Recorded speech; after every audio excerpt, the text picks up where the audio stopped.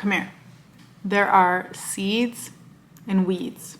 There are no in-betweens, okay? People are either planting seeds for you, whether it's them getting you to think about things through a different perspective, adding good energy into your life, encouraging you, teaching you new things, challenging you. Those are seeds. They're helping you grow. Or weeds. And these are people who have toxic energy, are negative, who are not happy for you, who do not believe in you.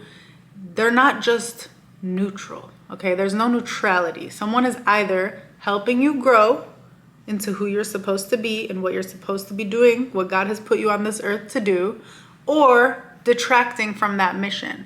If you look at a garden, the reason that people need to go through and get rid of the weeds is because the garden will literally not grow and flourish in the presence of those weeds that are just there to suck your energy dry. I know that we talk a lot about this in the self-development space around who's your friend, who's not your friend, who belongs in your life, who doesn't belong in your life. The hot take that I've always wanted to add to this conversation, because I think it's lacking in nuance, is if someone is wrong for you, you are also wrong for them. Let's not be selfish. None of us are going to be narcissists on this channel, in this platform. I'm not trying to like breed narcissism. If you've decided that someone is not right for you right now, whether it's a friend, a member of your family, a partner, you also have to be willing to accept humbly that you are also not right for whatever journey they're on. You are not the only one that's on an amazing journey. You are on an amazing journey, but so are the people that you're deciding to have in your life or not. And if you have determined that they are not helping you grow, there's probably a great chance that your presence in their life is not productive for them either. I just want to put that out there before I get into it. I didn't understand a lot of this stuff growing up. Like, I was raised in a culture that was very focused on cultural definitions of loyalty. It's like loyalty to certain people. If they were with you from the beginning, you need to stay loyal to them. If they love you and show that they care about you, then you shouldn't cut them off. I have rewrote all of that because I disagree very strongly with a lot of those messages today.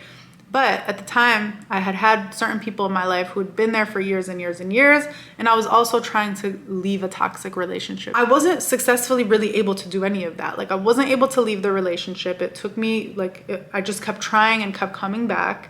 And even though certain friendships started to feel a little bit toxic, I felt guilt around just cutting people off until my dad passed away. And I always talk about this as one of the most unexpected blessings that I could have never predicted. The worst thing that happened to me ended up being, in some ways, the best thing for my growth and development. And I'm sure if you've been through trauma or loss or grief, you understand that it's complicated. It's not all bad. And the good thing that did come out of it was, because I was dealing with such an intense, unexpected, deep grief, it really, really forced me to be very frugal, I guess, with the energy that I kept around. And I didn't have the language for this, but I no longer felt like I could sustain relationships that were not seeds. That was when I first learned this language, that someone is either a seed or a weed. There's no in between. I had to keep it really, really, really simple for myself because I felt like I couldn't understand why I was feeling the need to cut off certain people. And because I was trying to follow the rules of what I had been taught growing up, that this person has been your friend for X amount of years, you can't just cut them off. When I ultimately decided to take space, because that's all I felt I had the permission to do, was tell people I needed space because I was grieving my dad, I couldn't understand how immediately the next day when I decided to take space, I felt better. I felt lighter. I felt more aligned. I felt this like euphoria. And I remember just thinking, like, isn't that not how it's supposed to feel? Like, aren't I supposed to be sad that I just told my best friend of over 10 years that I need space? Like, aren't I supposed to miss her? And so I kind of gaslit myself for the first few days of like, you're just dealing with a lot. You can't even trust yourself. You can't trust your emotions. Every single day that passed, leaving the toxic relationship, obviously, but then with the friendship, I felt lighter. Like, I truly felt like I grew wings and now I could just fly. So I made the bold and courageous decision at the time to just follow how I felt. I'm like, God is trying to tell me something. Like, clearly if I feel better, I'm going to take that as a sign that I do need to distance from these relationships and maybe ultimately sever them. I have never been the same since. Like, I have literally morphed into like 7 different people from that point on. I don't even recognize the version of myself who was dealing with all of that. But when I think back on the things I used to write and the things I used to say, I get an idea of like, that was the first time I'd ever learned to trust my intuition and to trust my emotions to tell me something. And what they were trying to tell me is that certain people in my life were never going to help me grow. They weren't right for the journey that I was on. They had gotten me up until that point, but they were only going to hinder my growth from that point on. And so it doesn't always need to make sense, and you don't always need to have the words for it. But if you're feeling this pull that these people are sucking life out of you, then you need to make the decision to cut it off. When I look back now on those relationships, particularly the friendship, because that was the most, I want to say, morally challenging for me. And I try to make sense of like, how did I not see that this person wasn't helping me? And I realize now, like, they were never happy for me. There were so many examples of like awards I would win or recognition I would get. And anytime, not only did they not seem happy for me when I told them, but I think I subconsciously knew that because I was actually scared to tell them what good things would happen to me. I was genuinely nervous to bring it up. And at the time, I had just rationalized that as, oh, well, you feel like you're bragging. When in reality, it's like, no, you knew you weren't bragging. You were just updating them on something they were going to find out. You just got recognized for this thing, and it's going to be known. Like, they're going to find out. So you're just telling them because that's what friends do. They tell each other when good things happen to the other person. But the fact that you felt hesitant to share good news with this person meant that you knew that they were jealous. You knew that they weren't going to be happy for you, and it made you feel uncomfortable to make them uncomfortable because you were still prioritizing their feelings above yours.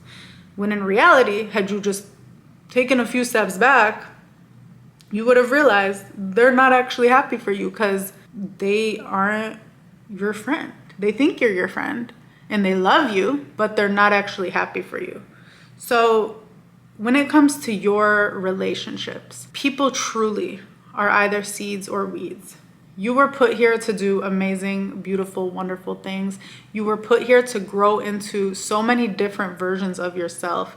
And while you may have had relationships that helped you grow into this version of yourself, every next version of yourself is going to require different inputs. There might be people that have helped you get to this point who are now hindering your growth.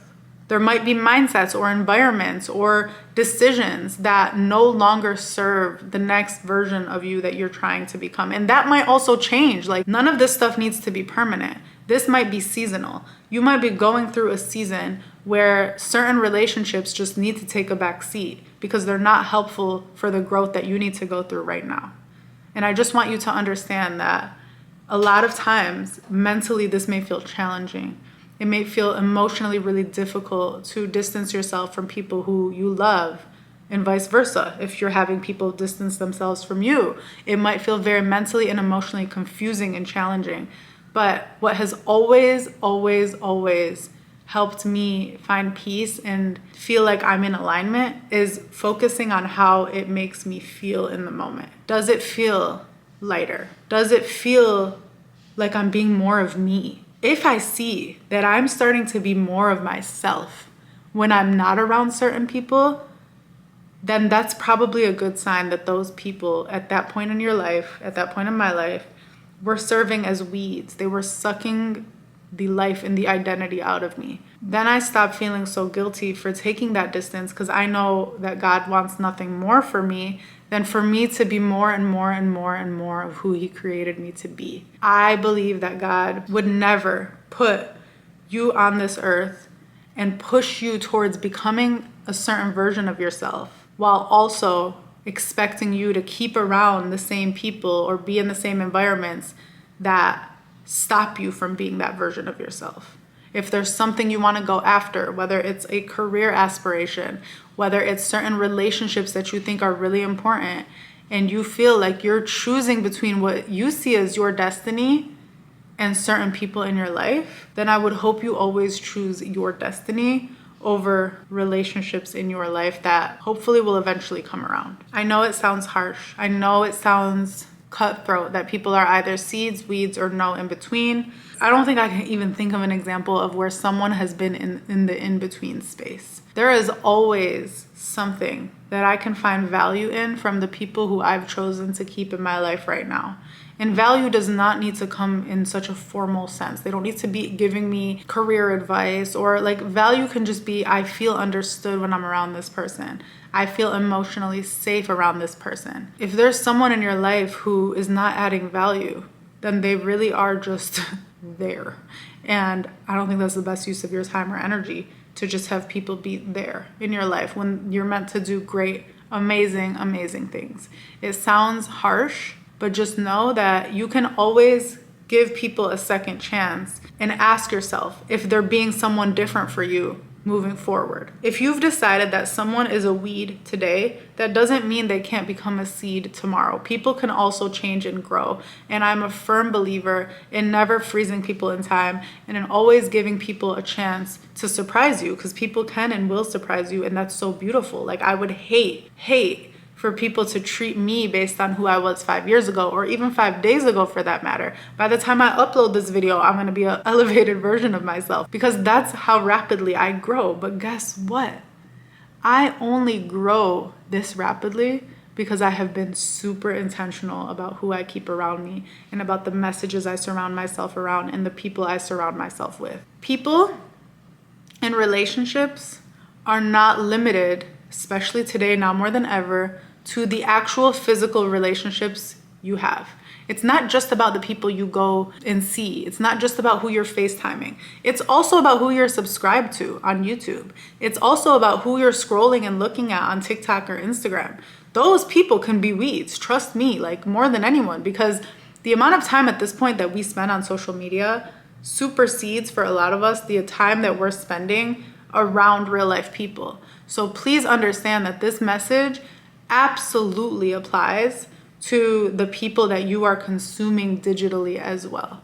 So just keep that in mind. I hope you like this little late night vibe that we got going on. It's kind of a vibe when I record, and like from the beginning of the video, it's kind of light, and then by the end of the video, it's like this nice little nighttime. I got the candle lit. I hope you liked this real talk. More to come. I love you so, so much. And as always, stay powerful, my loves.